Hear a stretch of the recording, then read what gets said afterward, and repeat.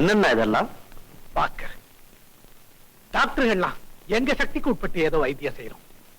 ஆனா மனித சக்திக்கு மேல ஒரு மகாசக்தி இப்படிப்பட்ட அற்புதங்களை எல்லாம் நடத்தி காட்டுது. அருமையான பாட்டி கதை. இதையே ஒரு பூசாரி சொல்லி இருந்தா ரொம்ப ரொம்ப பொருத்தமா இருக்கும்.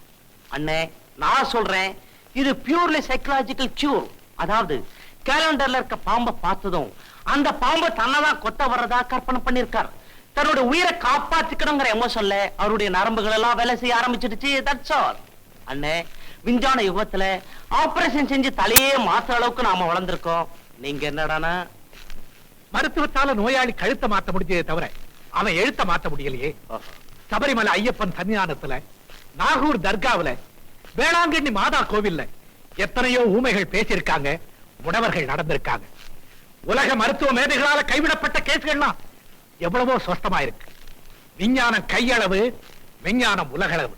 அப்போ நீங்க சொல்றத பார்த்தா நம்ம நாட்டுல இருக்க எல்லா ஆஸ்பத்திரியும் இடிச்சு தள்ளிட்டு பஜனை மடமா மாத்திருவோமா? ஒண்ணு செய்வோமே, உங்களுக்கு எதுக்கு ஸ்டெத்தாஸ்கோப்? பேசாம வீசி எறிஞ்சிட்டு கையில 4 வேப்பிலை எடுத்துட்டு மந்திரிக்க போயிடுங்களே.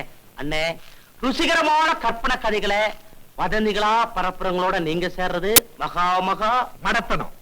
அவ்வளவுதானே வாக்கர்? நானும் ஒன்ன மாதிரி இருந்தவன் தானே. என் வாழ்க்கையில அனுபவிச்சு உணர்ந்த உண்மைகளை உனக்கு சொல்றேன். அப்போ அது நம்புறியா? சொல்லுங்க பாப்போம்.